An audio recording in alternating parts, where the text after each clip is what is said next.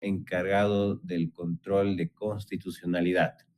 A este último modelo de Estado hemos denominado el Estado constitucional. También el día jueves hemos concluido que la Constitución del 2009, la que Bolivia adopta, asume este modelo de Estado constitucional, porque va a reconocer la existencia de valores que están previstos en el artículo 8.2 de la Constitución, principios constitucionales como la separación de funciones, la soberanía popular, el principio de legalidad, la supremacía constitucional, la jerarquía normativa. Va a incorporar al Tribunal Constitucional Plurinacional como máximo intérprete de la Constitución y guardián de sus preceptos. Y en consecuencia, todas estas características, al determinar un modelo de Estado constitucional, van a repercutir necesariamente en la forma en que el Estado ejerce el derecho punitivo, el jus puniendi, la facultad sancionatoria, a lo cual ustedes han definido acertadamente que se trata precisamente de la atribución que tiene el Estado de determinar qué conductas constituyen delito, qué sanción se les va a dar a las personas que incurran en estas conductas y cuáles son los bienes jurídicos que penalmente van a requerir esta protección especial. Entonces, en esa persecución penal, en ese ejercicio del derecho punitivo, va a encontrar límites. Y estos límites, denominados materiales, van a determinar la forma en que el legislador boliviano tiene que cumplir precisamente este rol sancionatorio. ¿Cuáles son los límites que el Estado constitucional demanda al momento de realizar la intervención penal? Al menos podemos mencionar los siguientes. 1. Principio de legalidad. 2. Principio del hecho punible. 3. Principio de exclusiva protección de bienes jurídicos. 4. Principio de intervención mínima del derecho penal. 5. Principio de culpabilidad. Y 6. Principio de proporcionalidad. Empezamos por el primero, el principio de legalidad. Esto tiene que ver con lo que hemos revisado la clase pasada durante el siglo XVIII, cuando se establece que toda actividad estatal debe estar sujeta a la ley. Por lo tanto, gobernantes como gobernados deben cumplir lo que manda la ley. Ahora, aplicando ese principio al derecho penal como un límite de la intervención, podemos encontrar que el mismo se ve reflejado en tres esferas. El principio de legalidad como garantía penal, el principio de legalidad como una garantía jurisdiccional y el principio de legalidad como una garantía de ejecución. Con relación a esta primera esfera que se refiere a entender el principio de legalidad como garantía penal, podemos decir o definir que el mismo se expresa como nadie puede ser sancionado si no es en una ley previa. Y esto va a estar expresamente establecido en el artículo 116, párrafo 2 de la Constitución.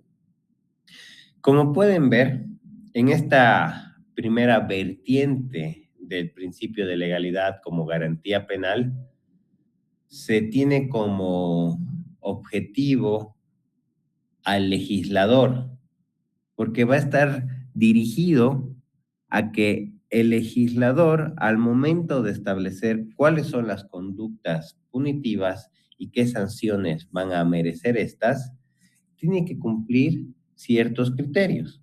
Y estos se encuentran relacionados con la tipicidad y taxatividad. ¿Qué es la tipicidad, doctores? ¿Qué entienden ustedes por el principio de tipicidad en materia penal?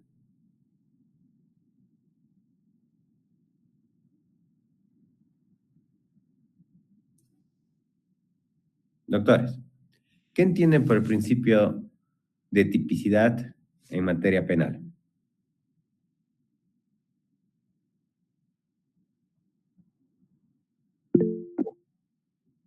Adelante, doctor. Carlos Enrique. Buenas tardes, doctor. Bueno, la tipicidad establece que no puede haber un delito ni pena sin una ley previa, ¿no? Que no la determine, no determine que una acción es delito. Sí. ¿Quién más? ¿Quién más? Doctor, buenas tardes. Adelante. Que esté relacionado el hecho con un delito constituido en ley, ¿no? Sí. Y sobre todo, hay que entender la tipicidad como la descripción que hace el legislador, porque solo el legislador puede establecer los delitos y esa descripción tiene que ser de forma tal que se identifiquen con claridad cuáles son los elementos constitutivos. Es una descripción de una conducta como delito en la ley y en la que también se le asigna una pena a la persona que incurra en esto. Y como dice la doctora Raquel, tiene que ser clara y precisa. A eso se refiere la taxatividad. Y esto es en virtud a la seguridad jurídica, a la certeza que tenemos todos los ciudadanos de que si nosotros realizamos una determinada conducta, vamos a ser sujetos de una sanción penal. Por lo tanto, lo que pretende la tipicidad y la taxatividad es informar a todas las personas que determinadas conductas son delictivas y por lo tanto, si se incurren en esas conductas, habrá una sanción penal. Por eso tiene que ser lo más claro y preciso.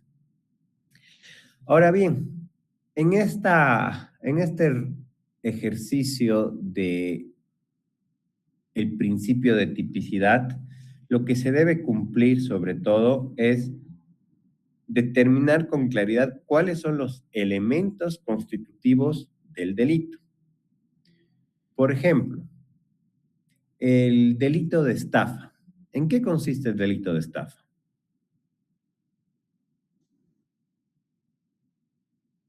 ¿Qué es la estafa, doctores?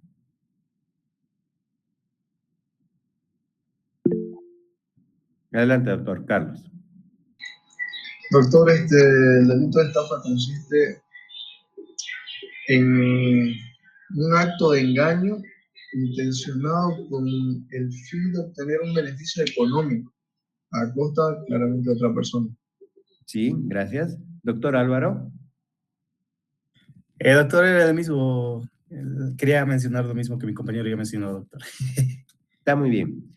Y en efecto, el artículo 335 del Código Penal, en cumplimiento de estos principios de tipicidad y taxatividad, va a describir qué se entiende por estafa. Pero no es una descripción literaria, sino es una descripción jurídica porque va a identificar, cumpliendo la taxatividad, cuáles son los elementos constitutivos de este tipo penal. Entonces, revisando el 335, podemos encontrar que un primer elemento constitutivo es obtener un beneficio económico indebido. Esta obtención, dice el Código Penal, tiene que ser realizada a través de engaños o artificios. Segundo elemento. Primero, beneficio económico. El segundo, engaño o artificio. El tercero, provocar un error o fortalecer el error en la víctima. Y el cuarto es que este error realice o motive una disposición patrimonial. Entonces, ahí hay 4 elementos constitutivos que están plenamente descritos en el artículo 335, que configuran el tipo penal y que anuncia que toda persona que obtenga beneficios económicos a través de engaños va a ser sancionado con 1 a 5 años de privación de libertad. Lo mismo va a suceder con el delito de estelionato. ¿Qué es el estelionato?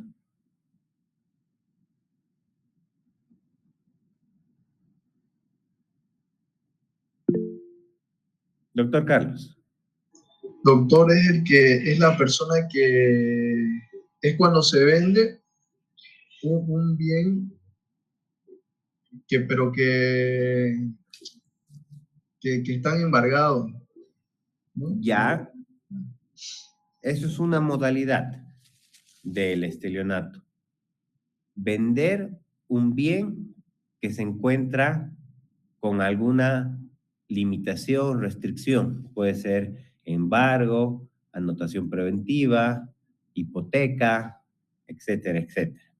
Por ejemplo, si yo vendo mi vehículo a un tercero y oculto que existe una hipoteca a favor del banco, por ejemplo, estoy incurriendo en una modalidad de estelionato, que es vender o transferir un bien que está con gravamen. Pero no es la única modalidad. ¿Qué otras modalidades tiene este delito? Adelante, doctora Naomi. Buenas tardes, doctor. También es cuando el mismo inmueble se vende a dos personas diferentes. Sí, pero no solo inmueble. Cualquier bien puede ser bien inmueble o puede ser bien mueble. Y esa es la otra modalidad, es decir, vender un inmueble ajeno como si fuera propio. Volviendo al caso del vehículo. En la primera modalidad yo transfiero la propiedad ocultando que existe un gravamen. En esta segunda modalidad yo transfiero la propiedad manifestando que soy el dueño, no obstante no lo soy. Y es lo que decía la doctora Nomi. Puede ser que lo venda legalmente primero y luego vuelva a hacer otra venta, aprovechando que todavía no se ha consolidado el derecho del primer comprador. Entonces ahí también hay un fraude, hay un engaño, pero concretamente al haber vendido algo que ya no te pertenece. Y hay una tercera modalidad. ¿Cuándo más se comete este leonato? Doctor Limber. Cuando se alquila o se da anticrético a algo que no le pertenece, como una propiedad también, ¿no? Correcto. Seguimos en el mismo modalidad, ¿no? Cuando vendes algo que no te pertenece o alquilas o transfieres. Hay una más. Cuando se transfieren bienes de carácter litigioso. Pongamos un ejemplo. En Samaipata hay un inmueble que está siendo ocupado por una familia por más de 10 años, aunque no tenga esta familia un título de propiedad. No obstante, como tienen una posesión continua, pública e ininterrumpida, esta familia decide demandar el usucapión del inmueble. La usucapión es una forma de adquirir la propiedad. ¿Y contra quién va a demandar? Contra la persona que se encuentra registrada como propietaria. Y en este caso podría ser, para los fines del ejemplo, una persona que se encuentra en Europa por más de 10 años. Entonces, cuando esta persona que radica en Europa advierte, se da cuenta de que hay una demanda de usucapión sobre un inmueble que él tiene en Santa Cruz, en Samaipata, se da cuenta que puede perder el mismo, porque él básicamente ha abandonado ese inmueble y lo ha dejado sin poseerlo. Entonces, para no perderlo el inmueble, ya que tiene el título de propiedad y no existe ninguna restricción, lo puede vender a un tercero o lo puede dar en garantía hipotecaria a un tercero. Pero en este caso, ese inmueble, al estar dentro de un proceso de usucapión, tiene carácter litigioso. Por lo tanto, el propietario no puede venderlo libremente porque tiene este carácter litigioso. Si oculta este carácter litigioso y no obstante lo vende, comete estelionato en esta tercera modalidad. Entonces, se pueden dar cuenta que las tres modalidades del delito de estelionato, establecidas en el 337 del Código Penal, están claramente establecidas o determinadas por la ley, cumpliendo así los principios de tipicidad y taxatividad. En este punto también es importante señalar la diferencia entre tipicidad y calificación.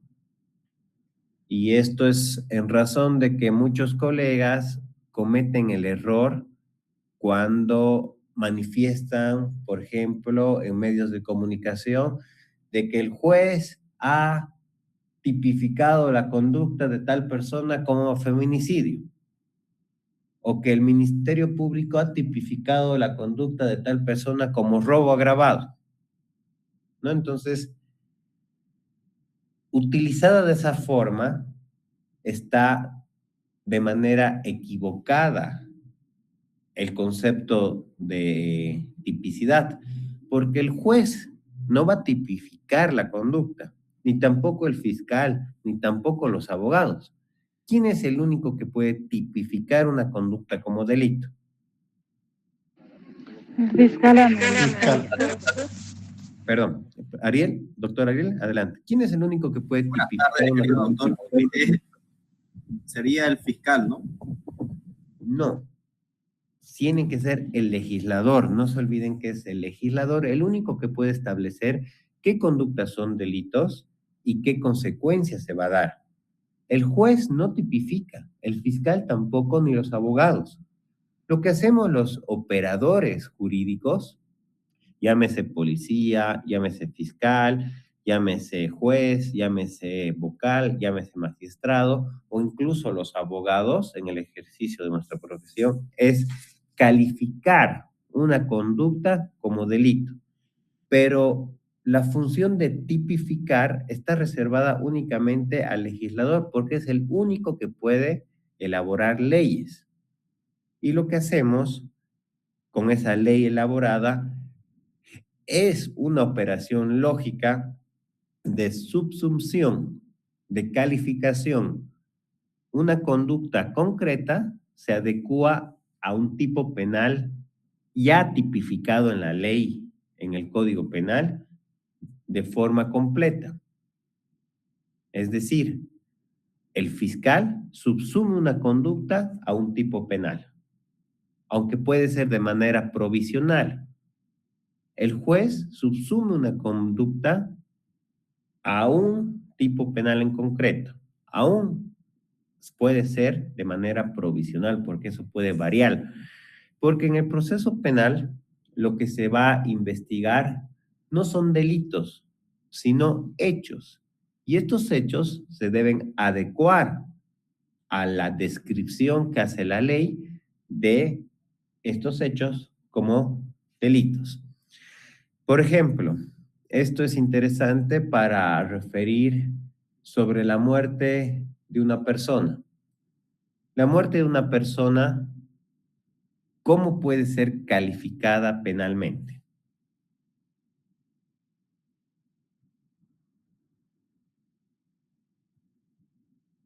¿Qué dicen, doctor?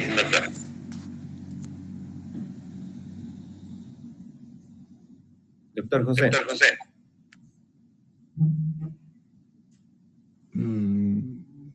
doctor, quizá depende del tipo, muerte natural, homicidio culposo, asesinato o algo así. Correcto. Correcto. Entonces, tenemos que el fallecimiento de una persona puede ser calificado penalmente como homicidio.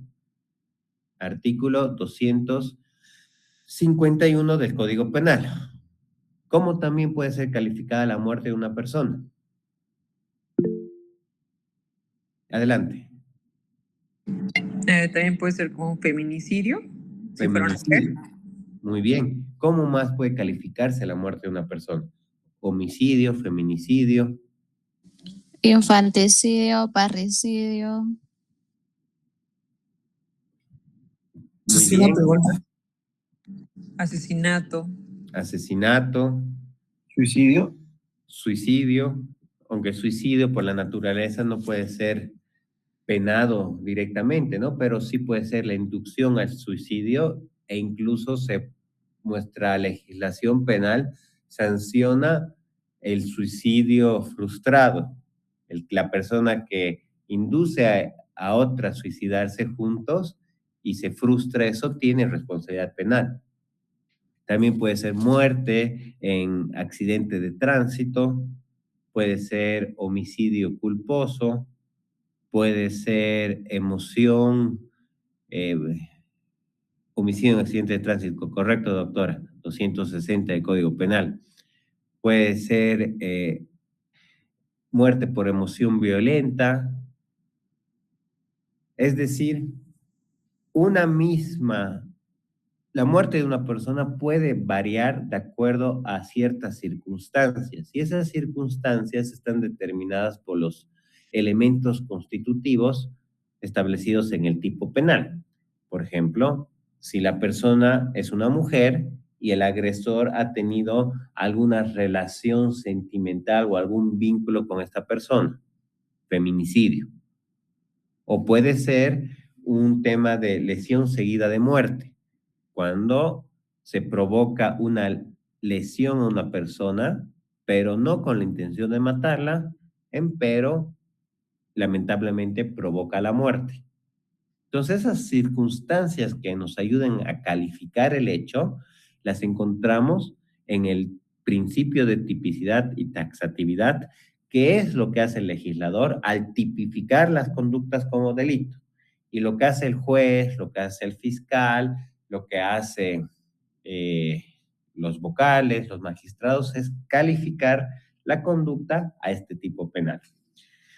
Un ejemplo práctico de esto puede ser un caso que yo atendí en Santa Cruz respecto al fallecimiento de un muchacho por los guardias de seguridad a la salida de una discoteca. Resulta que este muchacho de 22 años, uno de los guardias lo saca medio de mala madera del boliche y empieza a discutir. Sin embargo, cuando el muchacho se acerca al guardia para pedirle perdón, el guardia lo agarra de la mano, le hace una llave y termina asfixiándolo con ayuda de otros 3 guardias que van a ayudar a vencer la resistencia de la víctima. Entonces, este hecho inicialmente ha sido calificado por el Ministerio Público como lesión seguida de muerte. Sin embargo, la víctima, en este caso la madre del muchacho, considera que la calificación que ha hecho el Ministerio Público no ha sido la correcta, porque si es lesión seguida de muerte y la muerte se ha producido por asfixia, no tiene sentido porque el estrangulamiento, la asfixia es instantánea, no puede ser una lesión y luego provocar la muerte, sino es un hecho que ha provocado la muerte. Por lo tanto, para la madre es homicidio. Y para el juez, en una primera instancia, durante la etapa preparatoria, puede ser homicidio culposo, quien provoque la muerte de una persona a través de culpa, negligencia o incumpliendo algún deber inherente a la profesión. Entonces, provisionalmente se dice eso porque La calificación definitiva se la va a dar durante el juicio penal.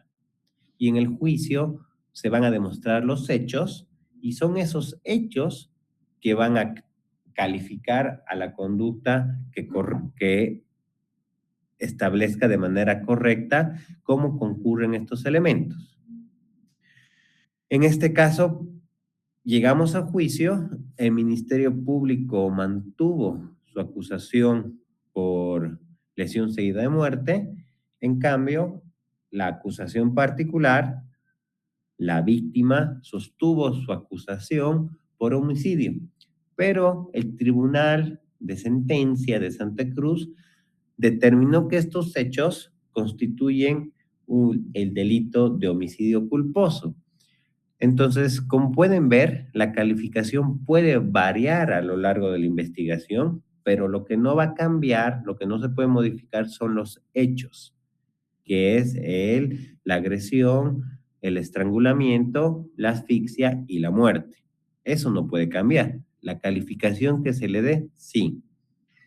También es importante porque la correcta subsunción o adecuación del tipo penal va a implicar la imposición de la sanción correspondiente. No es lo mismo una sanción de lesión seguida de muerte, 3 a 5 años, que un homicidio, que es de 5 a 20 años de cárcel. Perdón, de 10 a 20 años. O de homicidio culposo, que es de 1 a 5 con las agravantes. Entonces, la correcta subsunción va a determinar también la aplicación correcta de la ley penal. Junto a estos dos principios, como garantía penal, la legalidad también nos obliga a considerar la irretroactividad de la ley. Artículo 123 de la Constitución. ¿Qué significa la irretroactividad de la ley?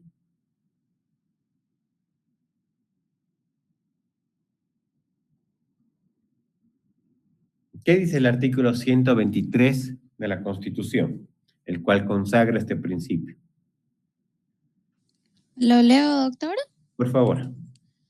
Artículo 123. La ley solo dispone para lo venidero y no tendrá efectos retroactivos, excepto en materia laboral, cuando lo determine expresamente a favor de las trabajadoras y de los trabajadores, en materia penal, cuando beneficie a la imputada o al imputado, en materia de corrupción, para investigar, procesar y sancionar los delitos cometidos por servidores públicos contra los intereses del Estado, y en el resto de los casos señalados por la Constitución. Muy bien. Como pueden ver, no me olvidé poner la grabación un ratito, la ley tiene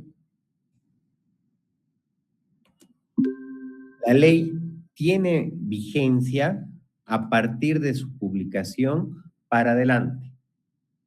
Los efectos de una ley siempre es hacia el futuro. No se puede elaborar una ley para que éste se aplique de manera retroactiva hacia el pasado. Y eso es en base a este principio de la legalidad, porque se supone que cuando sucedió un hecho en concreto, había una ley que establecía si este hecho era delito o no, y no se puede aplicar una ley de manera retroactiva. Es lo que reclamaban, recuerdan ustedes, los nazis durante los juicios de Nuremberg. Ellos reclamaban que no se puede aplicar la ley que establece genocidio, los crímenes de lesa humanidad o los crímenes de guerra, porque esta ley está de 1945 para adelante y no para los hechos sucedidos en el pasado. Sin embargo, en ese caso en concreto ha habido otro razonamiento, que es la tremenda injusticia y la sistemática vulneración de derechos humanos que justifique en ese caso una excepción. Pero, por principio, no se puede aplicar de manera retroactiva. Claro que hay excepciones. Una de esas excepciones es en materia penal, cuando beneficia al imputado, en materia laboral, cuando beneficia al trabajador, y en materia de corrupción, que está limitado a la investigación, enjuiciamiento y sanción, es decir, a la parte procedimental y no hacia la parte sustantiva. Por ejemplo, el artículo 154 del Código Penal establece el delito de incumplimiento de deberes. El texto original de este delito lo podemos encontrar en la ley Marcelo Quiroga Santa Cruz, la ley 004. Esta ley establecía que incurre en un delito contra la función pública el servidor público que demorare o se negare a cumplir una función inherente a su cargo. Entonces, como pueden ver, esa descripción que hace el legislador es demasiado amplia porque un servidor público tiene muchas funciones y cualquier infracción, cualquier falta que cometa este servidor público podría calificarse como delito. Por lo tanto, hubo una modificación el año 2022 con el gobierno de Luis Arce que introdujo a este delito de incumplimiento de deberes, como también al de resoluciones contrarias a la Constitución y a las leyes, un nuevo elemento constitutivo, que es incumplimiento o que la resolución que es contraria a la Constitución o a las leyes deba provocar un grave daño económico al Estado. Entonces, ahí se limita cuando un servidor público comete estos delitos. Y esto es para evitar el uso abusivo de la ley penal, porque no solo es que el servidor público demore o se niegue a cumplir un deber, sino que ese deber o esa demora haya provocado un daño económico al Estado. Bien, este contexto se los explico porque dentro de los juicios que se realizaron contra la presidenta Yanine Áñez, hubo uno que ha sido desdoblado de caso golpe de Estado y tal, que llegó a tener una condena ejecutoriada de 10 años.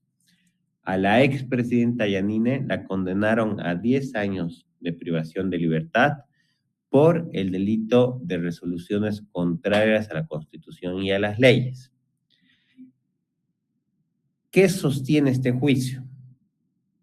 Sostiene que Yanine Áñez, como segunda vicepresidenta de la Cámara de Senadores, no podía asumir directamente la presidencia del Estado. Y al haberlo hecho, a través de una resolución, ha cometido este delito. Y ustedes saben que estos hechos se suscitaron después de las elecciones fallidas del 2019. Pero el juicio de Yanine fue después del año 2022, cuando ya se introdujo la reforma de que para configurar este delito es necesario un daño económico al Estado. Entonces, lo que Yanine Áñez reclamaba en esos juicios, porque ahí no se le estaba juzgando en su condición de expresidenta, sino de ex senadora, y por lo tanto no corresponde para ese caso un juicio de responsabilidades, sino uno ordinario. Pero la defensa de la ex senadora reclamaba que se debe aplicar esta excepción al principio de retroactividad, porque en este caso en concreto la beneficia o beneficia al imputado al establecer que para configuración de este delito se requiere un grave daño económico. Y en el caso en concreto, el hecho de que la señora haya asumido la presidencia del Estado siendo segunda vicepresidenta, no abarca o no concurre este nuevo elemento. ¿Dónde está el daño económico? ¿Cómo esa conducta ha provocado un daño económico al Estado? Y en consecuencia, al no existir daño económico, se la debe absolver. No obstante, el Tribunal de Sentencia de La Paz desoyó o soslayó los argumentos de la defensa y la condenó a 10 años. Esa sentencia fue apelada y posteriormente confirmada por una sala penal de La Paz y se interpusieron recursos de casación que fueron declarados inadmisibles por el entonces Tribunal Supremo de Justicia, declarando ejecutoriada la sentencia condenatoria de 10 años por este delito de resoluciones contrarias a la Constitución y a las leyes.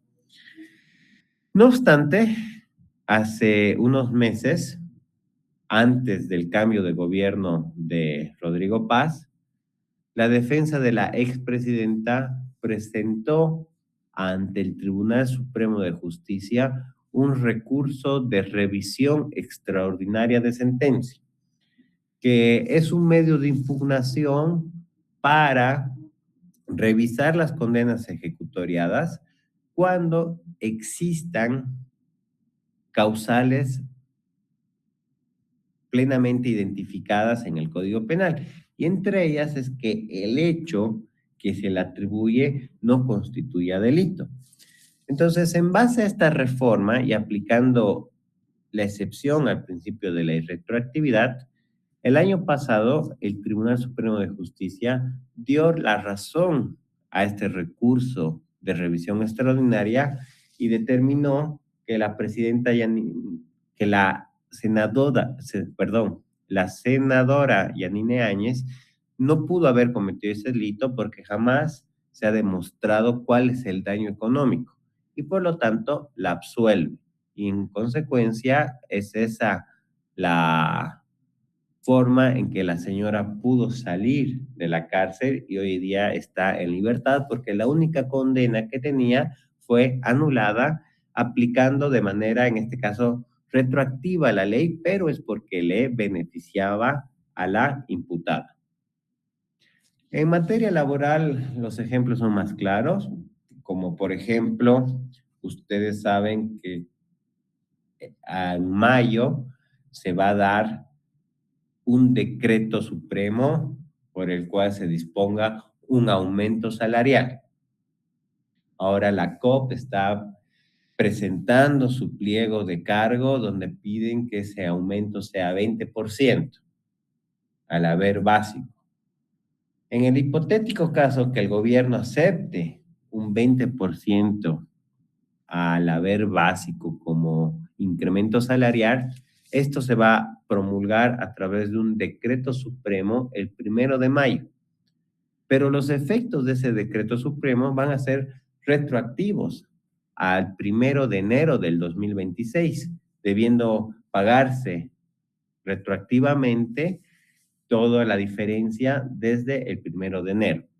Es decir, pese a que el decreto supremo se lo aprueba en mayo, sus efectos van a ser desde enero en virtud a esta excepción a la irretroactividad porque beneficia al trabajador. Ahora, la tercera excepción respecto a temas vinculados a corrupción, es importante señalar que el Tribunal Constitucional Plurinacional ya se ha pronunciado al respecto en virtud de una acción de inconstitucionalidad presentada contra la ley Marcelo Quiroga Santa Cruz, la 004, la ley de investigación de fortunas, enriquecimiento ilícito y lucha contra la corrupción. Porque esta ley, en su momento, establecía la posibilidad de aplicar tipos penales que han sido creados con esta disposición jurídica de manera retroactiva,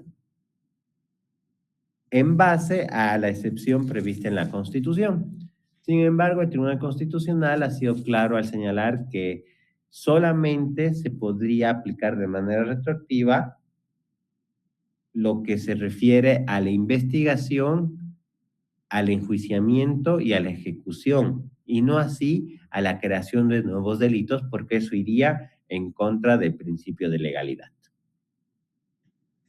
Ahora bien, una segunda vertiente de este principio de legalidad tiene que ver ya con los operadores de justicia, porque en una primera fase hemos visto que el principio de legalidad está dirigido al legislador boliviano, porque es el legislador quien tiene que crear la ley penal cumpliendo la tipicidad, la taxatividad y la irretroactividad de la ley. Pero cuando esa ley penal tiene que aplicarse al caso en concreto, también el principio de legalidad tiene que resguardarse en todo momento. Y es a lo que llamamos garantía jurisdiccional. Es decir, el juez, al momento de aplicar el derecho penal a un caso en concreto, tiene que considerar que nadie puede ser condenado si no es en virtud de una sentencia firme, pronunciada por autoridad competente, independiente e imparcial, en observancia del debido proceso. Y esto ustedes lo encuentran en el artículo 117, párrafo 1 y 120 de la Constitución. Vamos a desglosar en partes estos conceptos. ¿Qué significa sentencia firme? ¿Qué significa que nadie puede ser condenado si no es en virtud de una sentencia firme?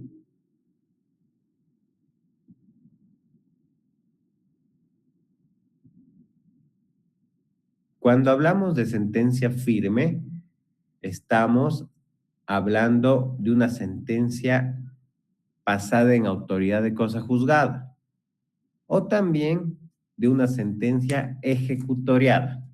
Son diferentes formas de decir lo mismo. ¿Qué se entiende entonces por una sentencia ejecutoriada o una sentencia firme o una sentencia pasada en autoridad de cosa juzgada? Es algo que ya no se puede impugnar, o sea, a través de ningún recurso porque es el fin de la sentencia, al menos que se Correcto. lleve a instancias mayores como la internacional. Sí. La sentencia firme, ejecutoriada o con calidad de cosa juzgada es aquella que ya no se puede modificar, porque ha llegado a tal estado en que debe cumplirse y que ya no puede variar, no se puede modificar. Eso es en virtud a la seguridad jurídica, porque una persona no puede estar peleando de por vida un pleito judicial. Tiene que llegar un momento en que ese conflicto se resuelve con una sentencia y esa sentencia ya no va a cambiar. ¿Cuándo adquiere esta calidad de cosa juzgada? La doctora Stephanie, nos ha manifestado que es cuando se han agotado las vías de impugnación, las vías de apelación. En este caso, en materia penal, tenemos que una sentencia puede ser apelada a través del recurso de apelación restringida.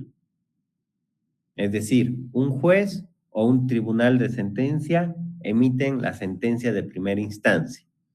Contra esta sentencia de primera instancia, que puede ser condenatoria o absolutoria, existe un recurso de apelación restringida que se le interpone dentro de los 15 días para que la sala penal del Tribunal Departamental de Justicia revise si la sentencia es correcta o no. En el caso de que fuera correcta, la va a confirmar.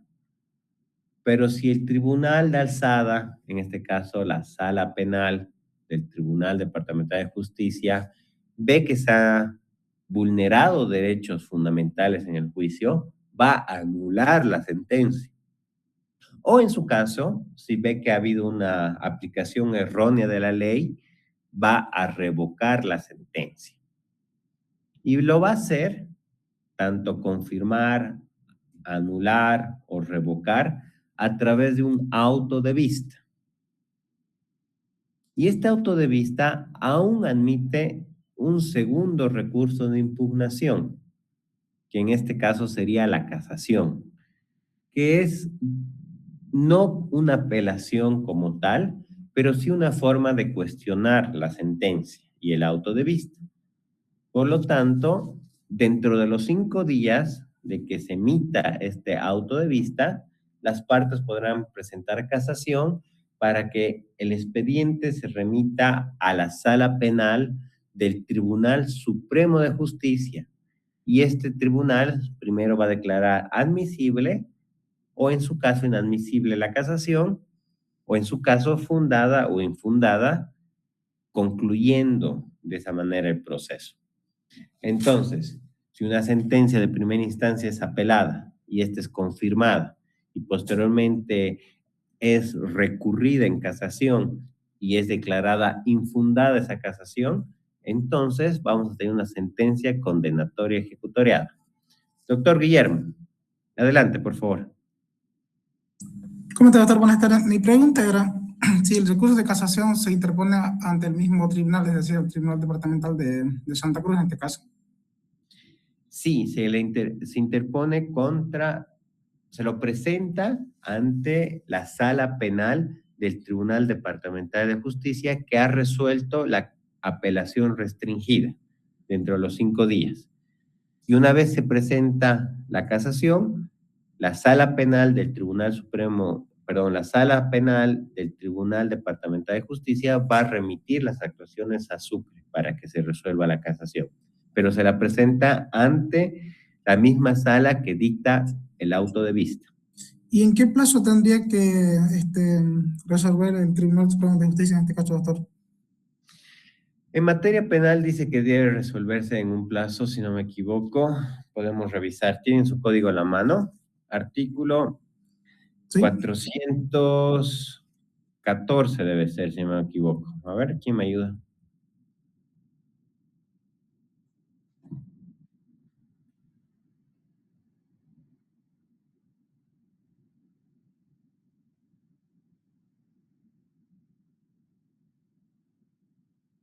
Este caso. 414 del Código de Procedimiento Penal, doctor. Sí. Ahorita confirmo el articulado.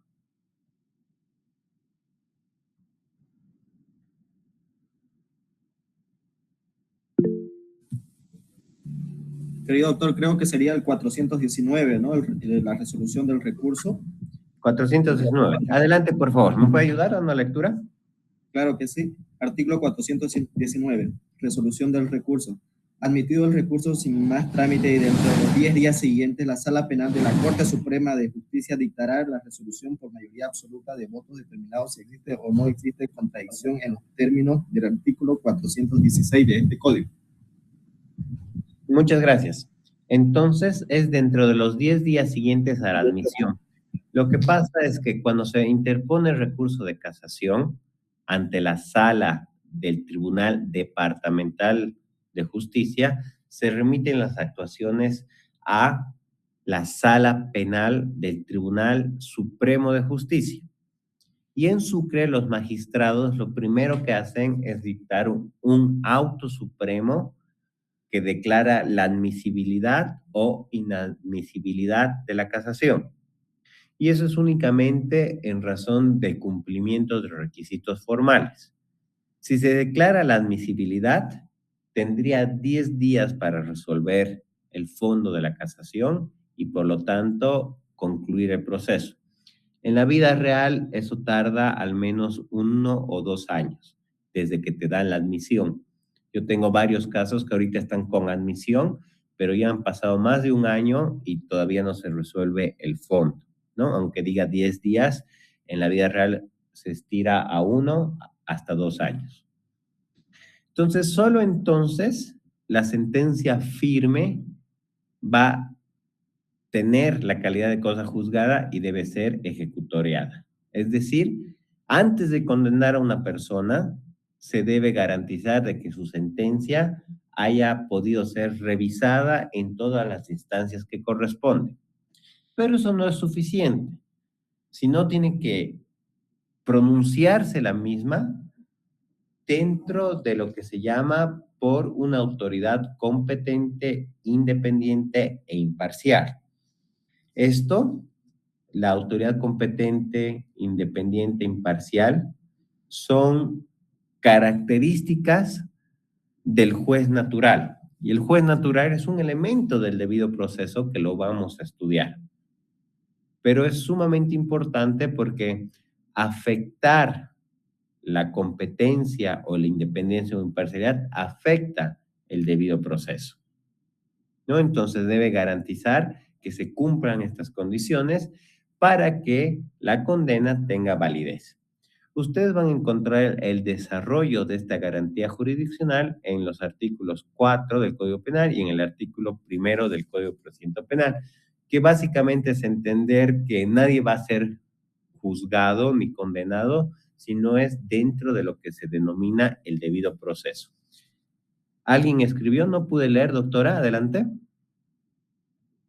Sí, o sea, justo con lo que estaba mencionando acerca de los plazos que tarda 1 o 2 años, mi pregunta es, ¿qué pasa en esas situaciones que sobrepasan los plazos?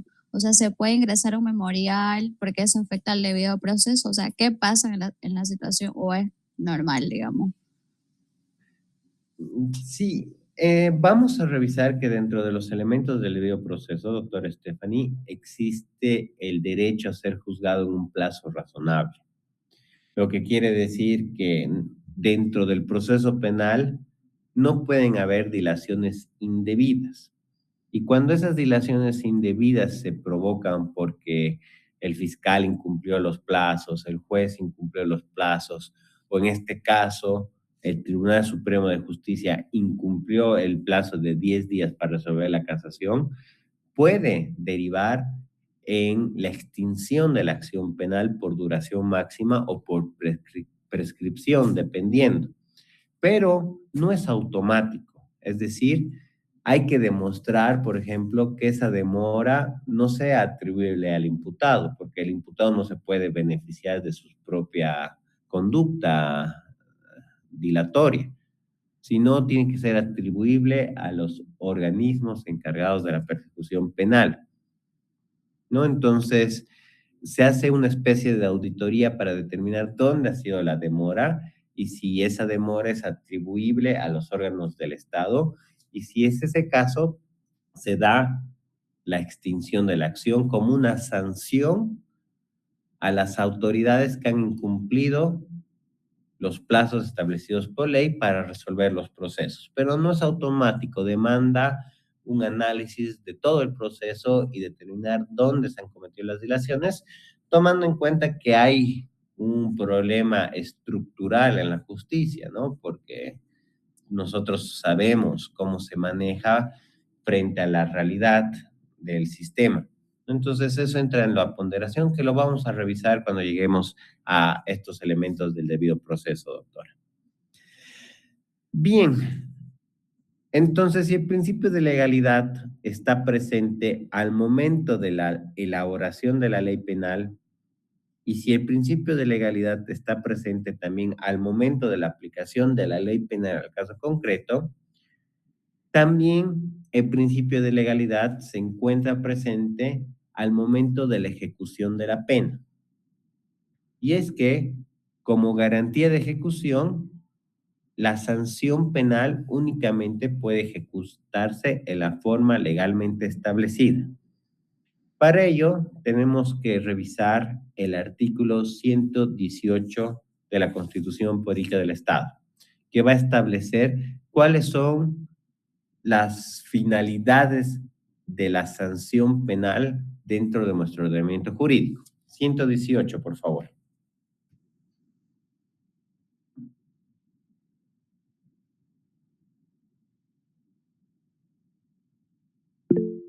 Adelante, doctor Guillermo. Está prohibido. Artículo 118, Romano 1. Está prohibida la infamia, la muerte civil y el confinamiento. Romano 2. La máxima sanción penal será de 30 años de privación de libertad sin derecho a indulto. Romano 3.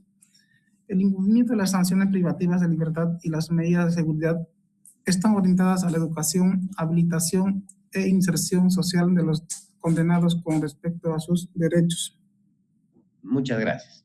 Entonces, la sanción penal tienen que cumplir los fines que establece el 118 con las prohibiciones establecidas, no pudiendo ejecutarse de otra manera. Es decir, lo que se busca es garantizar la reinserción de la persona, la reeducación de la persona y su rehabilitación. No solamente el castigo, sino también la rehabilitación, y el principio de legalidad demanda que la pena se cumpla para esos fines. Y también implica, por ejemplo, que cualquier incidente que se suscite durante la ejecución de la pena debe resolverse desde y conforme la ley. Por ejemplo, durante la ejecución de la pena pueden darse ciertos incidentes, tales como que el privado de libertad, el condenado, pueda acceder a la redención, al extramuro, al indulto, a la libertad condicional, a la detención domiciliaria por razones humanitarias. Entonces, estas formas de salida anticipada o beneficios carcelarios, penitenciarios, están regidos por la Ley de Ejecución y Supervisión Penal, que establece cuáles son los requisitos que debe cumplir un privado de libertad, por ejemplo, para acceder a la redención. ¿Qué es la redención? La redención es un beneficio penitenciario que consiste que la persona condenada pueda convertir 2 días de trabajo o 2 días de estudio por 1 de privación de libertad. Entonces, se beneficia a las personas que dentro de la cárcel presten trabajo o realicen educación o estudien. Entonces, esas personas por cada 2 días de trabajo o educación van a disminuir 1 día de pena. Eso se llama la redención. Pero para acceder a esto hay requisitos, y esos requisitos están establecidos en la ley. ¿Y quién va a determinar eso? Va a ser un juez de ejecución penal. Pero el juez de ejecución no puede decir, mira, a vos no te voy a dar la redención porque resulta que el delito que has cometido es muy feo. No, yo no voy a beneficiar a alguien que ha robado porque yo odio a los ladrones, un prejuicio que puede tener un juez. Entonces ahí se vulnera la legalidad porque no es el criterio del juez, sino es lo que la ley establece. Y para acceder a la redención se establece que debe haber cumplido parte de su condena, debe haber demostrado estudios y debe haber demostrado un buen comportamiento. Son esos los requisitos establecidos por la ley, por lo tanto el juez no puede incorporar nuevos requisitos o nuevos criterios que no están considerados por la ley, sino se iría en contra de lo que estamos ahorita hablando. Otro beneficio penitenciario es el extramuro. ¿En qué consiste el extramuro? Que la persona que ya ha cumplido cierta parte de su condena pueda salir durante el día a trabajar o a estudiar, debiendo volver al penal durante las noches. Es una forma de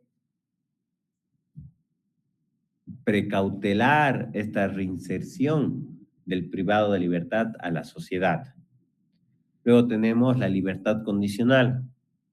Es una tercera instancia de este sistema progresivo por el cual una persona puede recuperar su libertad habiendo cumplido 2/3 de su condena, siempre y cuando tenga algunos requisitos, ¿no? Entonces, es un tercer nivel que se puede acceder para disminuir el tiempo de prisión de las personas. Una cuestión importante también es que la ley establece que no se debe mezclar a los que se encuentran detenidos preventivamente con los que ya tienen una condena. Eso establece la ley como una garantía de ejecución. ¿Por qué? Porque lo que no se quiere es que las personas no se contaminen con las malas prácticas que hay en las prisiones. No se olviden que las prisiones se convierten en los centros de operación de las bandas criminales, y para evitar precisamente que los privados de libertad formen parte posteriormente de bandas dentro del penal, se tienen que evitar que se junten.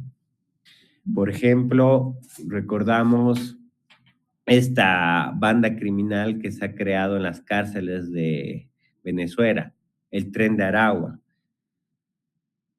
Cómo las personas al ingresar y mezclarse con delincuentes más advenedizos, más violentos, en vez de reinsertarse a la sociedad, lo que han hecho más bien es hacer un posgrado para los criminales, siendo que la cárcel no ha dado las condiciones para la reinserción.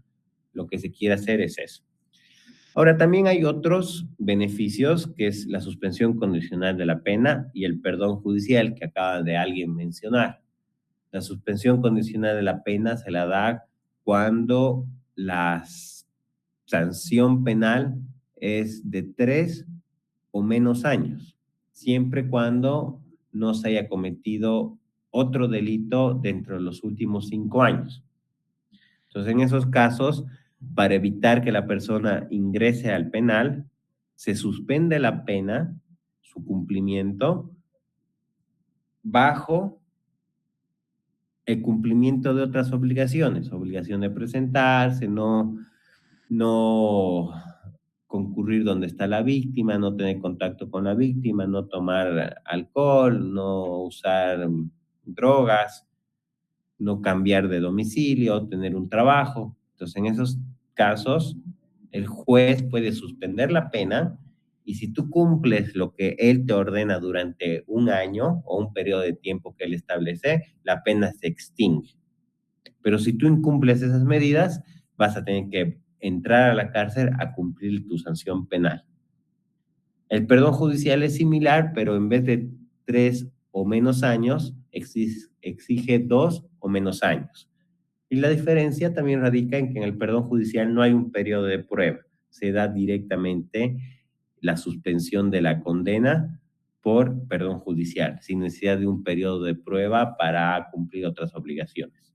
Entonces, todos esos beneficios se dan durante la ejecución de la condena, pero no deben estar librados a el criterio del juez, sino deben ser sujetos a lo que la ley establece, porque la ley es una garantía de ejecución. Las personas saben que no va a depender del juez, va a depender de lo que la ley dice, y el juez lo que tiene que hacer es comprobar si en el caso concreto se cumple o no la ley, no pudiendo incorporar criterios personales para resolver estas cuestiones. No sé si hay alguna duda sobre este principio de legalidad, doctores. Pasamos al siguiente. El segundo límite a la persecución penal lo vamos a denominar el principio del hecho punible. Y este implica que el derecho penal únicamente criminaliza conductas externas a través de acciones o omisiones concretas, pero lo que se sanciona es el hecho y no así a la persona. Lo que quiere decir que nadie puede ser castigado por pensamientos o deseos internos. Y en consecuencia, la forma de ser de la persona no puede justificar la disminución o aumento de responsabilidad penal. Y esto podemos encontrar, por ejemplo, en lo que se tiene que buscar es condenar hechos externos, conductas exteriorizadas, y no lo que la gente piensa. No sé si ustedes han leído el libro de George Orwell, 1984, que narra una novela distópica en un futuro donde todos los aspectos del ser humano están controlados por el gobierno, por el Estado. Y tal es el autoritarismo de esta sociedad distópica que el Estado crea una policía del pensamiento, es decir, se quiere inmiscuir en lo que las personas piensan para castigarlas si van en contra del régimen, por ejemplo. Entonces eso está prohibido porque mientras los pensamientos, mientras los deseos no se exterioricen, no tengan acciones concretas, no pueden ser sancionados. Y en consecuencia, la personalidad del autor no puede servir como fundamento para la responsabilidad penal. Por ejemplo, en muchos países hoy en día la homosexualidad sigue siendo un delito. En Irán, en Arabia Saudita, Afganistán, Pakistán, podemos encontrar que la homosexualidad es un delito. Pero estos países, que no son precisamente democráticos, están vulnerando este principio del hecho punible, porque lo que están sancionando en este caso es la orientación de una persona, su deseo interno, que te guste un hombre, que te guste una mujer y que tengas relaciones con ella, no es un factor que el Estado deba sancionar, porque eso es un deseo interno, es un pensamiento. No obstante, en estos países está sancionado con la pena de muerte, ¿no? Entonces, eso es una clara afectación al principio de hecho punible. Y esto también ha hecho que teorías de criminología del siglo pasado hayan quedado en desuso. Ustedes recordarán a Lombroso, era un destacado criminólogo que establecía que se puede identificar a un criminal por sus rasgos físicos. Entonces, a través de este principio se descarta esas teorías porque no podemos aumentar la pena de una persona porque tenga ciertos rasgos. Aunque en la vida real, la apariencia de una persona puede influir al momento de administrar justicia, porque la gente tiende a ser, por ejemplo, más rigurosa con minorías. En Estados Unidos hay muchos estudios que advierten que las minorías negras, las personas que forman parte de colectivos de negros, reciben sentencias más rigurosas. Y no es porque los negros sean más criminales, sino porque hay una tendencia racial al administrar justicia, lo cual va en contra de este principio del hecho punible. Bajo esa concepción, yo les pregunto lo siguiente: ¿ustedes consideran que la pedofilia debe ser un delito en Bolivia? ¿Debe ser castigada penalmente la pedofilia?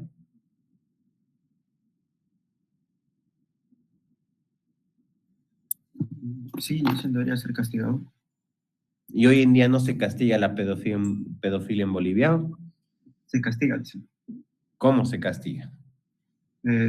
Está la ley de estrupo, después está en el Código Penal como hecho punible. Ya, gracias. ¿Quién más opina lo mismo o no del doctor? ¿Creen que la pedofilia debe ser castigada? Doctor Stephanie, ¿qué opina usted? Sí, doctor. Claramente sí, ¿no? Tiene que ser penada, sancionada. A ver, revisemos un poquito.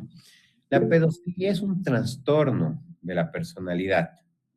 Un trastorno que implica que la persona sienta atracción o deseo sexual por menores. Pero eso es diferente a la pederastría, porque el pedófilo puede sentir deseo sexual por un menor, pero no exteriorizarlos, no cometer abuso, porque es un trastorno de su personalidad. Al momento en que el pedófilo realiza actos que comprometen la libertad sexual de menores, deja ya de ser un simple trastorno y se convierten en hechos concretos. Y ahí sí entra lo que hablamos de violación, abuso sexual o estupro. Porque en esos delitos se está sancionando una conducta que va contra la libertad sexual de los menores o de las mujeres o de los hombres también, pero va contra la libertad sexual la conducta. En cambio, en la pedofilia no se puede sancionar porque es un deseo. Obviamente, cuando el deseo se materializa, sí debe ser sancionado porque eso afecta a la libertad sexual. Entonces, por eso es la diferencia entre el deseo y el hecho, entre el pedófilo y el pederastra. Cuando el pedófilo materializa su deseo sexual vulnerando la libertad sexual de menores, entonces sí se debe sancionar. Por eso es importante saber que lo que se sanciona son los hechos, no los pensamientos ni los deseos. De ahí cae en el derecho penal han habido dos grandes sistemas, el derecho penal de autor y el derecho penal del hecho. Este de acá, el derecho penal de autor, ha sido descartado completamente. Este era el que se encontraba vigente durante los regímenes autoritarios porque se utilizaba para la persecución a las minorías, ya que no importaba el hecho en sí, sino quién cometía el hecho. Por ejemplo, durante la Segunda Guerra Mundial, no importaba si un judío cometía o no delitos, importaba el hecho de ser judío, y por el solo hecho de ser judío ya era perseguido. Por eso se ha descartado este modelo, este sistema, y hoy en día lo que está vigente es el derecho penal del hecho, que busca criminalizar y sancionar conductas exteriorizadas en hechos concretos y no solo a la personalidad del autor. No sé si está clara esta explicación, doctores. Doctor, pero se da como una especie de paradoja, ¿no? O sea, si bien no se sanciona el pensamiento, pero sí el acto, en este caso un pedófilo, supongamos que no violó, pero consume contenido pornográfico de menores, se sanciona ese hecho, pero no se da como una especie de paradoja. En el tema de pornografía infantil, no se está sancionando el deseo, se sanciona el hecho de consumir pornografía infantil. Ese es el hecho. El deseo no se puede sancionar por más de que intentemos. Es como en el caso de Irán, Arabia, Afganistán, Pakistán. Ellos sancionan al autor por ser homosexual, pero eso es en contra de los fueros internos, ¿no? No se puede sancionar a una persona por lo que desea, porque eso va a servir para perseguir. Yo no veo contradicción, porque uno puede tener este trastorno de la personalidad y puede autocontrolarse y no cometer abuso contra la libertad sexual de menores. Pero cuando rompe ese límite es cuando el derecho penal debe actuar en defensa de la libertad sexual de los menores. Doctora Abigail. Doctor, ¿podemos decir que el derecho penal solo actúa en acciones, no en intenciones? En intenciones sí también. La tentativa, doctor Wilder, es sancionada. El que intente realizar la comisión de un delito y se frustre por un factor externo también es sancionado. La intención sí. Lo que no se puede sancionar es el pensamiento, el fuero interno de las personas. Esa es la diferencia. Gracias, doctor. Bien. Pasamos al siguiente entonces, doctores. El derecho penal es demasiado invasivo. Como ya les he manifestado en anteriores clases, cuando una persona entra a la cárcel, no solo pierde su libertad física, se ve disminuida en todos sus otros derechos: salud, educación, familia, trabajo, etc. Entonces, si es tan terrible el derecho penal porque va a afectar la libertad de una persona, y la libertad de una persona es uno de los valores más importantes que hay en el ordenamiento jurídico, se lo va a hacer únicamente porque se tiene que garantizar los derechos y las libertades de la mayoría. Por lo tanto, la intervención penal debe circunscribirse a proteger bienes jurídicos. ¿Por qué el derecho penal es necesario, pese a que tiene consecuencias muy negativas para el individuo? Porque va a proteger los bienes más importantes de la sociedad. Porque sin estos bienes jurídicos, las sociedades podrían colapsar. Las sociedades podrían sufrir ciertas consecuencias que afecten su desarrollo tanto como individuos como como colectivos. Entonces, únicamente se va a justificar la existencia del derecho penal si es que éste va a proteger los valores más importantes que tiene una sociedad en concreto. Ya les he manifestado que el artículo 8.2 de la Constitución va a establecer cuáles son los valores más importantes. Y estos valores los va a proteger a través de la figura de bienes jurídicos. Y según su naturaleza pueden ser individuales o pueden ser comunitarios. Así, por ejemplo, la vida, la integridad corporal y la dignidad del ser humano es uno de los bienes jurídicos más importantes.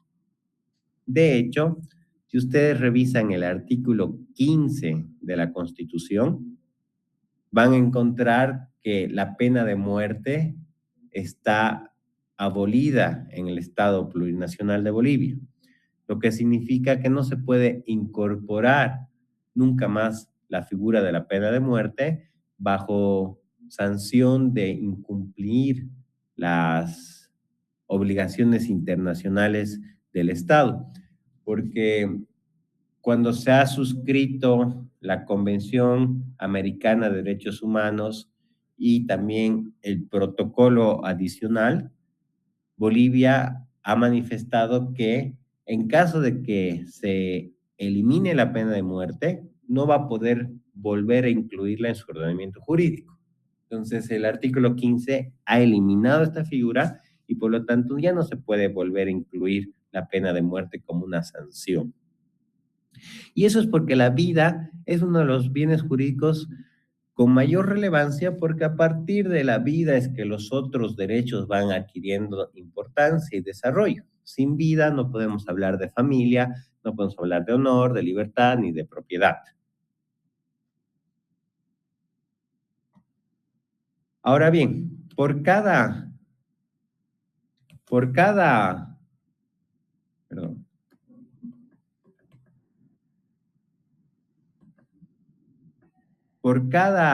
bien jurídico protegido, lo que va a hacer el ordenamiento jurídico penal es crear delitos concretos para garantizar este bien jurídico. Por ejemplo, ¿qué delitos existen para proteger el bien jurídico de la vida, la integridad corporal o la dignidad humana?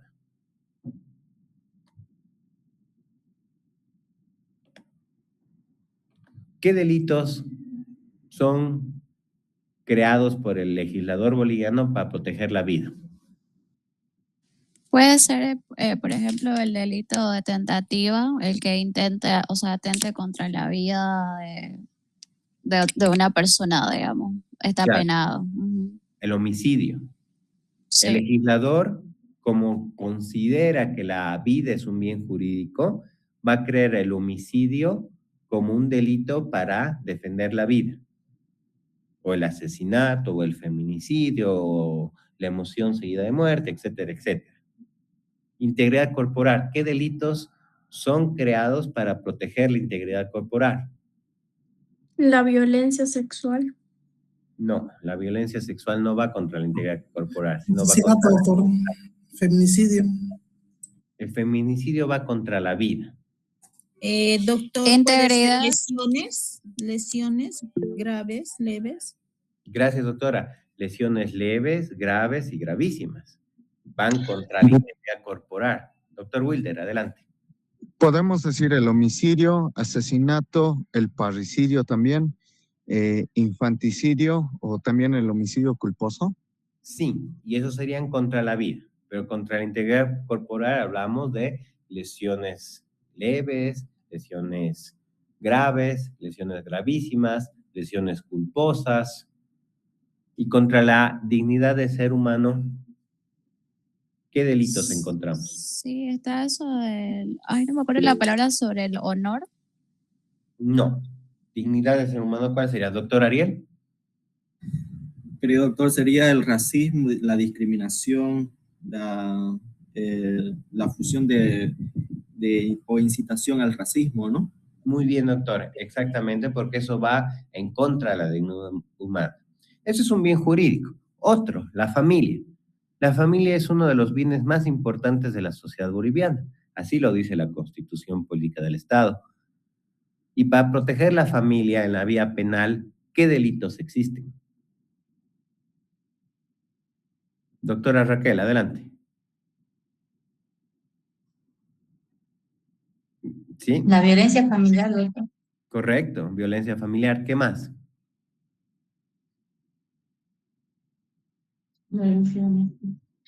Violencia doméstica, también está la que es violencia hacia la mujer embarazada.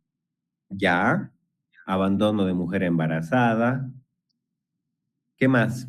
¿Será, doctor, que igual ahí entra sobre los otros matrimonios? ¿Qué se O sea, llama? otros matrimonios ilegales, artículo 241, ¿o no? La bigamia. Ujú. Correcto, doctora Emilia. Es decir, estos delitos van a proteger la familia. Es, por ejemplo, el caso del expresidente Luis Arce, que ha sido denunciado por abandono de mujer embarazada, siendo la víctima una exfuncionaria del Ejecutivo que reclama que el presidente, cuando era presidente, la embarazó y que nunca se hizo cargo de ella ni de su hijo, pese a que estaba en un embarazo riesgoso. Entonces, esta mujer lo denunció al expresidente y hoy en día ya hay una imputación en contra del expresidente por este hecho y se la tramite en la vía ordinaria, porque es un hecho que no lo ha cometido Luis Arce en su condición de presidente, ejerciendo las funciones de presidente, ¿no? Sino como una persona ordinaria. En ese sentido, ahí lo que se está buscando proteger es el estado de vulnerabilidad que tiene una mujer cuando se encuentra embarazada. Y para evitar riesgos contra la vida de la mujer, contra el hijo y demás, es necesario que el hombre asuma ciertas responsabilidades. Y cuando no lo hace, comete este delito que es categorizado contra la familia. Delitos contra el honor. ¿Qué es el honor, doctores? ¿Qué entienden ustedes por honor?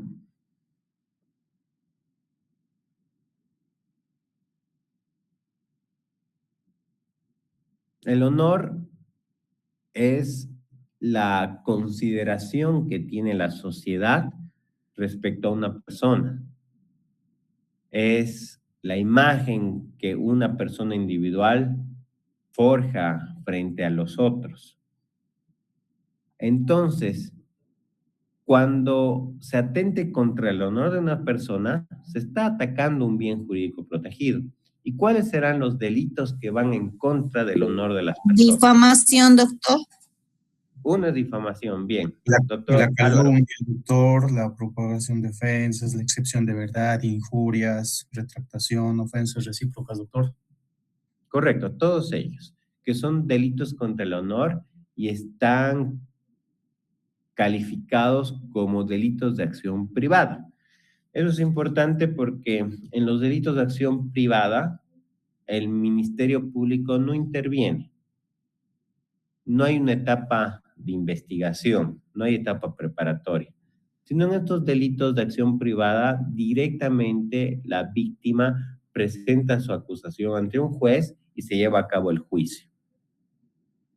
Si bien no involucran los intereses colectivos de la sociedad, sí afectan intereses privados y por eso se sanciona la difamación, la calumnia, la injuria, entre otros. Pero estos tres son los más importantes y se diferencian entre sí porque el difamar es hacer público de manera tendenciosa algún aspecto de la vida privada de una persona. No importa si es verdadero, si es falso, si es bueno, si no es bueno, sino hacer público un aspecto privado de manera tendenciosa y repetitiva, con la intención de dañar el honor. Por ejemplo, cuando una persona publica en redes sociales, tal persona es un mentiroso y lo hace de forma reiterada y tendenciosa, ¿no? Se cumplen esas condiciones de que sea público, sea repetitivo y sea de manera tendenciosa para dañar el honor de una persona.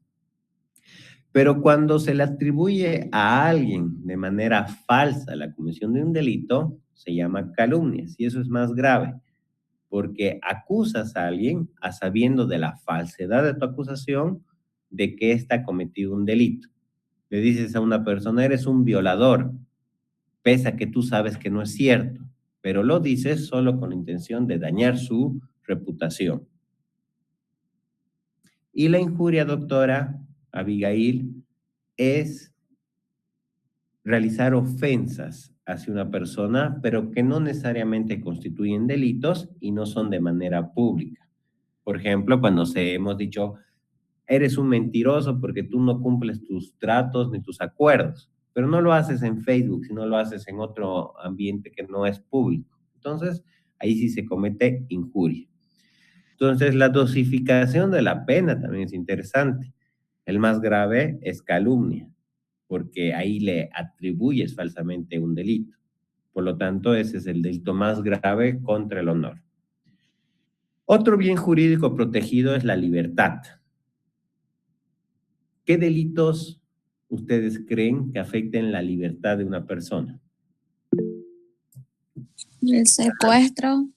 Las amenazas, doctor, la coacción, vejaciones, torturas. Correcto. Privación de libertad, secuestro. ¿Cuál es la diferencia entre secuestro y privación de libertad?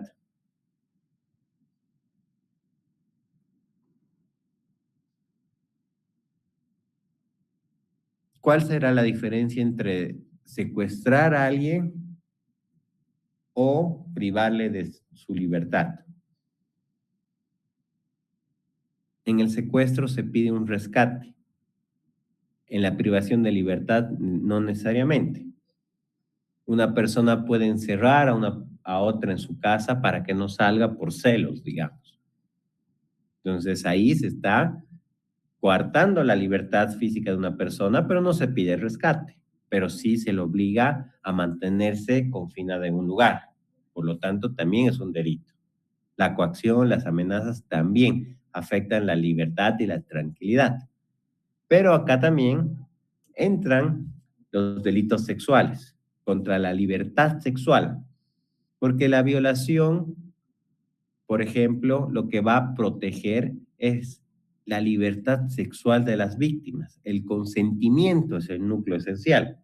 Hay violación cuando se afecte el consentimiento de la víctima. Puede ser por amenazas, puede ser por el uso de la fuerza, puede ser aprovechándose de la circunstancia, pero se vulnera la libertad sexual, el dar el consentimiento para la realización del acto sexual. Por eso son delitos contra la libertad sexual. Luego tenemos la propiedad. Y evidentemente, si vemos el artículo 56 de la Constitución, encontramos que el derecho a la propiedad privada es un derecho fundamental. Entonces, como la propiedad privada es un derecho fundamental, el Estado tiene que protegerla. Y en cuanto al derecho penal, va a proteger el patrimonio de las personas en algunos casos, tales como en la estafa, en el estelionato, apropiación indebida, abuso de confianza, ¿no? Es decir, se protege la propiedad privada a través del derecho penal cuando hay figuras como el engaño, el ardid o alguna otra forma artera de atacar el derecho a la propiedad. Pero todos ellos giran alrededor del individuo, por eso son de naturaleza individual. Hay otros bienes jurídicos que tienen naturaleza colectiva, porque afectan los intereses generales, tanto de la sociedad como del Estado. Ahí encontramos delitos contra la seguridad, contra el Estado. ¿Cuáles serían? ¿Qué delitos existen contra la seguridad del Estado? Traición, espionaje. Correcto, traición a la patria, espionaje. Sabotaje. Muy bien. También tenemos contra la función pública. La función pública es aquella que se presta para brindar un servicio o un producto necesario para el funcionamiento del Estado. Por ejemplo, las alcaldías prestan una función pública cuando uno va y paga sus impuestos, sus catastros, para que esos impuestos se traduzcan en bienes o en obras para la ciudad. Entonces, cuando los funcionarios públicos afectan esa función pública, atentan contra los intereses de toda la sociedad. Por eso se castiga el cohecho, la malversación, el incumplimiento de deberes, las resoluciones contrarias a la Constitución y a las leyes, el peculado. Pero cuando se trate de la función judicial, es un bien jurídico con mayor relevancia porque acá la función judicial es la administración de justicia, el poder resolver conflictos. Por lo tanto, los jueces que vulneren la función judicial podrán ser sancionados por prevaricato, por retardación de justicia. ¿Por qué más? Autocalumnias, doctor, falsos testimonios, sobornos. Falsos testimonios, sobornos. Muy bien. Y la fe pública también es un bien jurídico colectivo. Y eso ya hemos hablado anteriormente. ¿Qué delitos atentarán contra la fe pública?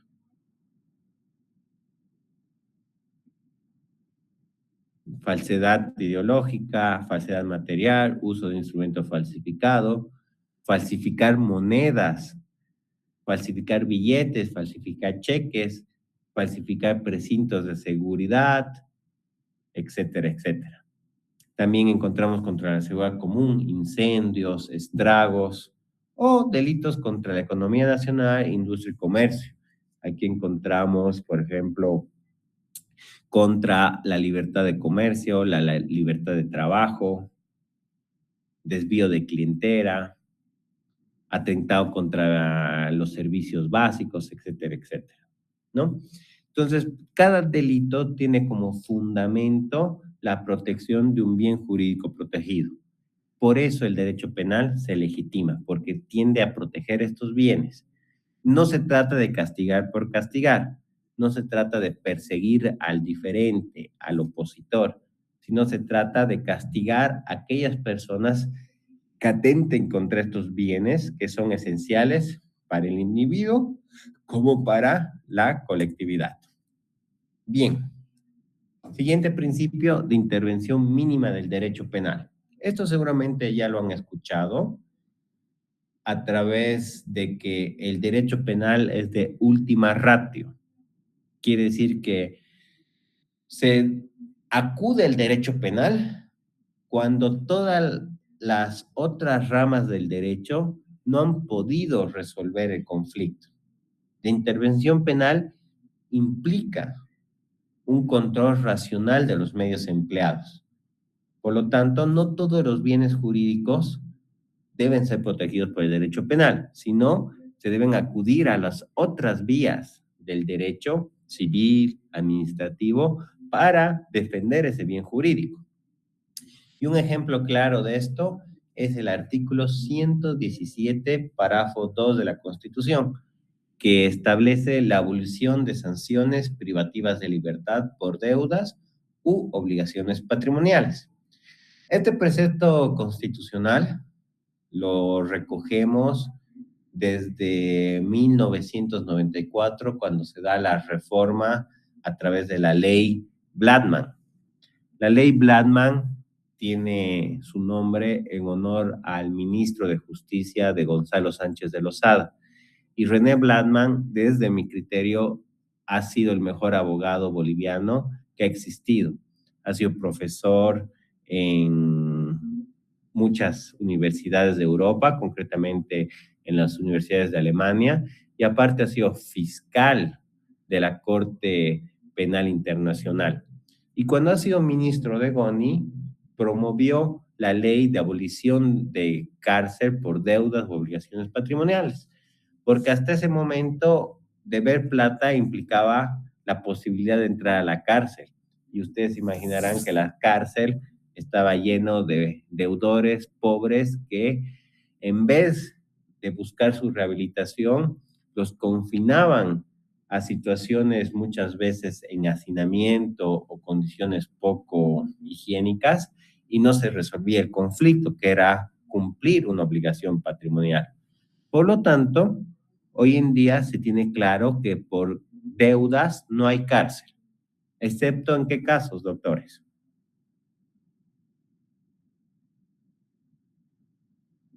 ¿Cuáles son las excepciones? Doctor Ariel.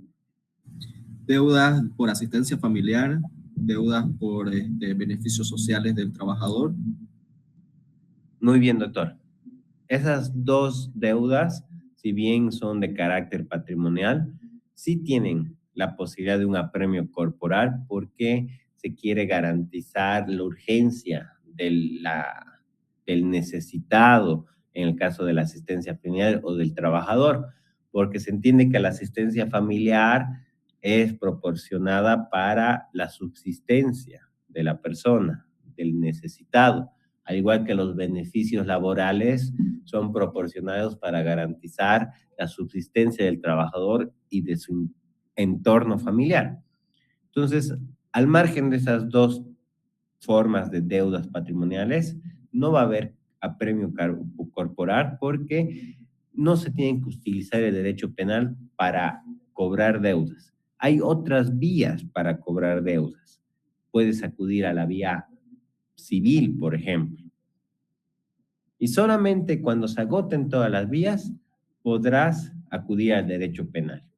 Por lo tanto, si una persona les debe dinero, no necesariamente es un tema penal, aunque muchos abogados prefieren maquillar una deuda como si fuera una estafa, lo cual utilizan al Ministerio Público como una oficina de cobranzas, lo cual también está prohibido, porque este principio nos dice que hay que acudir al derecho penal cuando no exista otra vía.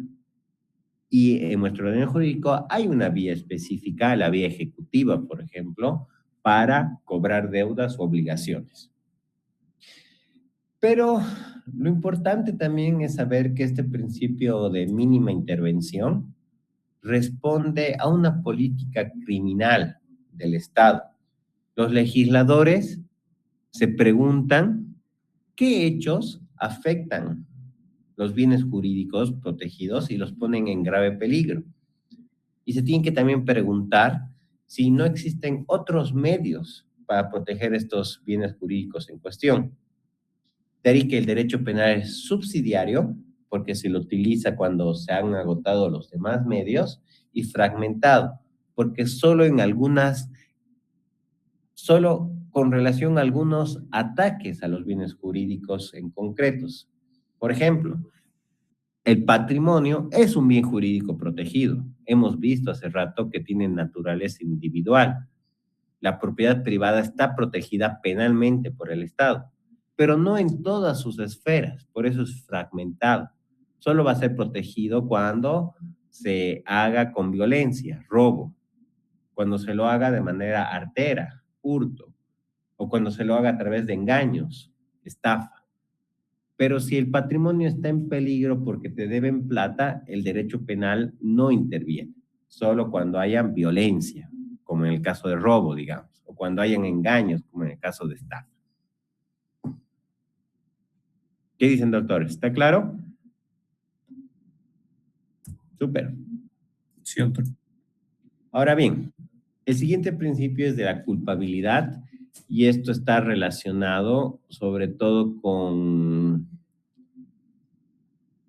que para que una conducta sea considerada delictiva, no basta que esté tipificada en una ley penal, sino que debe haber un componente que permita reprochar el actuar socialmente. De ahí que todos los delitos se cometen con dolo o con culpa. No hay otra.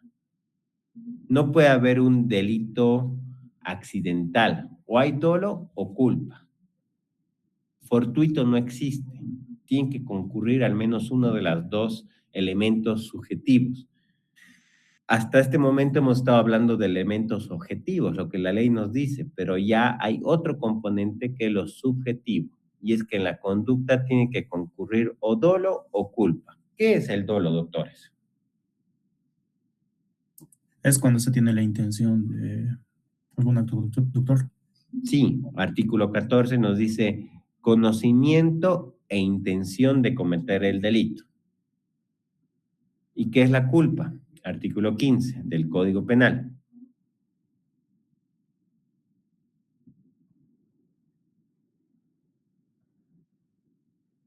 La negligencia, la desidia, es cuando alguien incurre en un delito, pero por negligencia o por desidia. No tenía la intención, pero incurrió en este tipo penal. Por ejemplo, un dentista que está operando una muela y por una mala maniobra o por un acto de descuido comete lesiones en la mandíbula del paciente.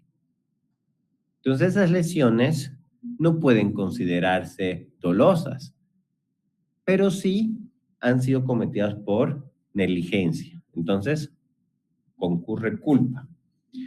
También esto se aplica mucho en casos de mala praxis médica, porque aún ahora no tenemos una definición de qué es una mala práctica médica y lo que se utiliza es el Código Penal para investigar a los médicos que en el ejercicio de sus funciones pueden haber cometido lesiones o incluso la muerte de una persona. Pero ningún médico va a actuar dolosamente dentro de una operación, ¿no? Ningún profesional de la salud va a realizar una cirugía con la intención de cometer un daño, ¿no? Sino que tiene la intención de realizar una operación por el bien de la salud. Pero puede salir mal por una cuestión negligente o desidia, y eso se castiga con culpa. Lo cierto es que el principio de culpabilidad exige que en la conducta o exista dolo o exista culpa necesariamente. Y de ello podemos desprender lo siguiente. Primero, que el derecho penal es personal, intuito personal. Y esto mucho lo han debido escuchar ustedes cuando, por ejemplo, el alcalde de Santa Cruz sale y dice, bueno, hay actos de corrupción y se va a investigar al secretario, se va a investigar al director, se va a investigar al funcionario, pero ellos son los responsables penalmente, no el alcalde. Y tiene razón, porque los delitos son personales, lo que quiere decir que no se pueden transferir, no se pueden heredar, no se puede sancionar a una persona por hechos cometidos por otra, aun cuando sean parientes, aun cuando sean esposos, etcétera, etcétera. Cada quien responde por sus actos ante la ley penal. Pero también nos deriva este principio de imputación personal, es decir, a quiénes se les puede atribuir la comisión de un delito.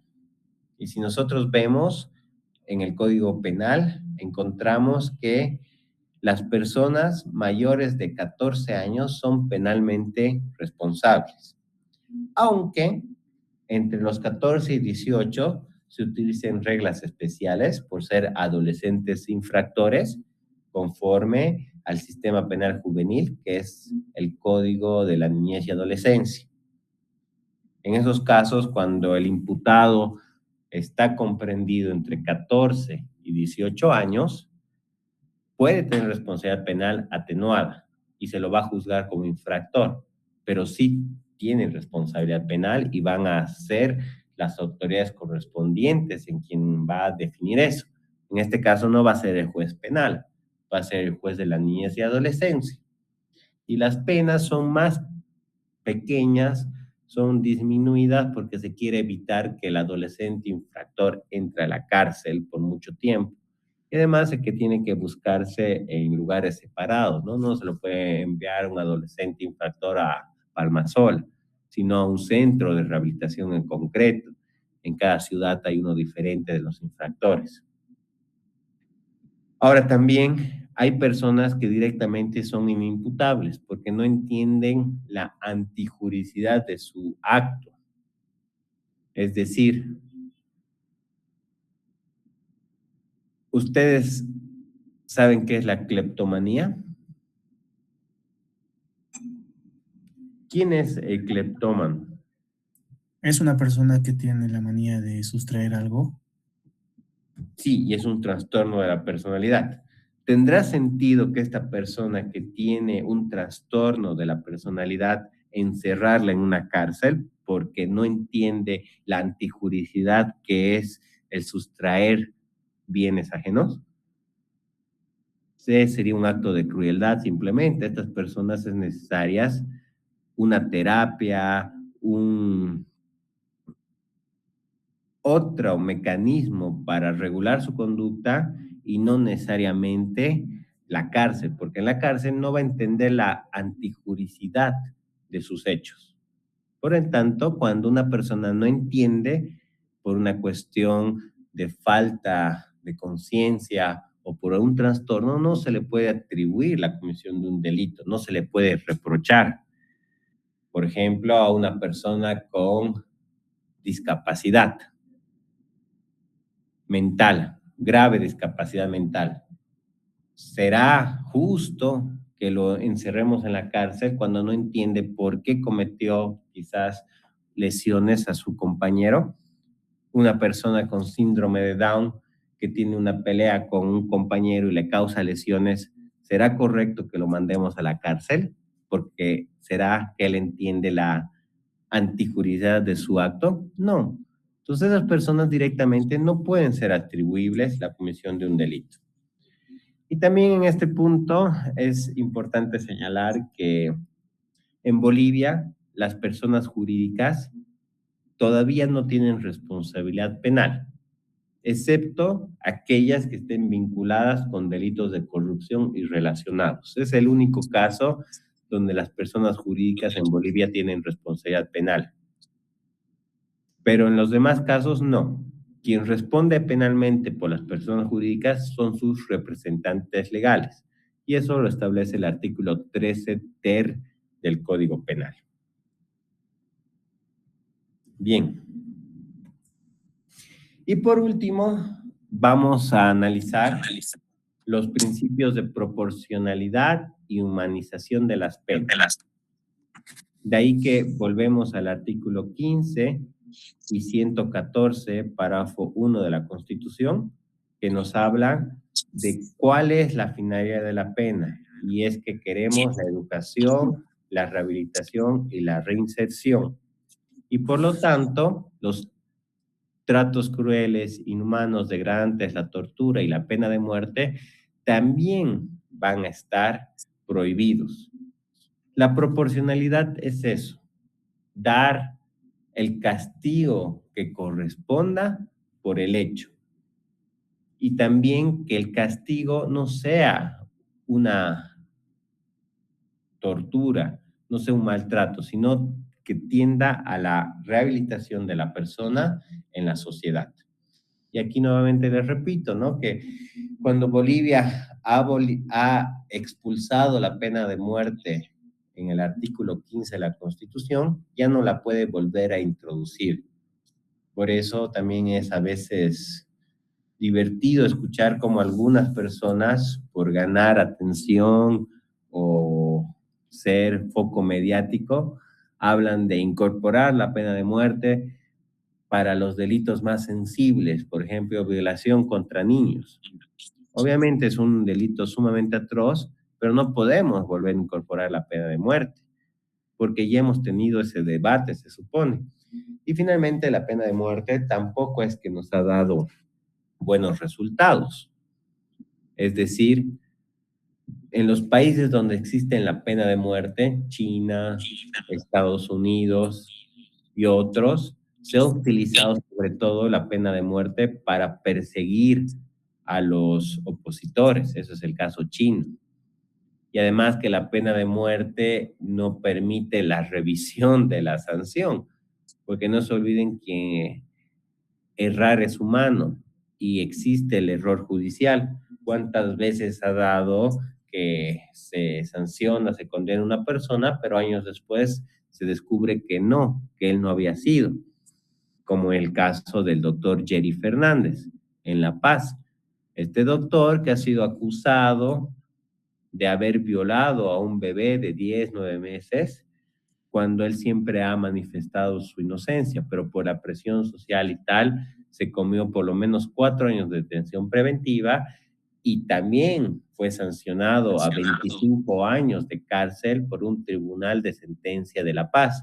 Y únicamente cuando la juez de ese tribunal, esta juez Pacajes, en un delirio de alcohol, confiesa de que no hay pruebas y que únicamente lo han sancionado por cuestiones mediáticas y presiones sociales, es donde se advierte que la pena de muerte no va a ser una solución y por el contrario es utilizado para perseguir y no permite revisar el error judicial.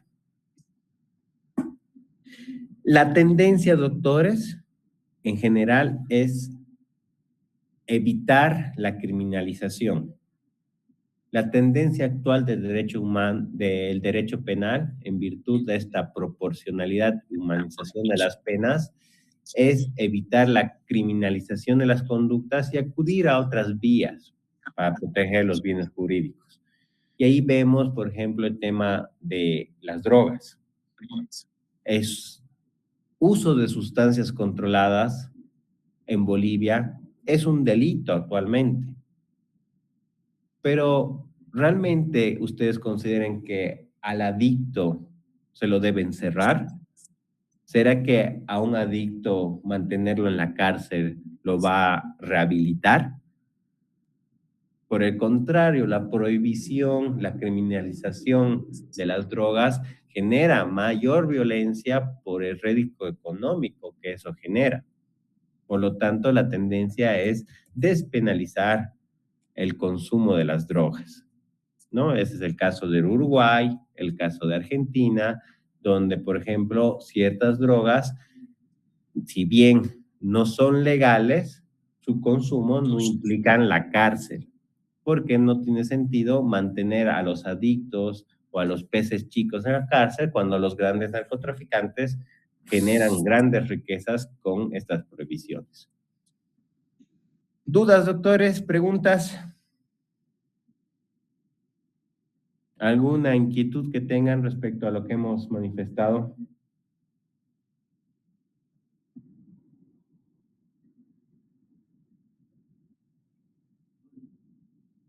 Hablemos entonces del aborto.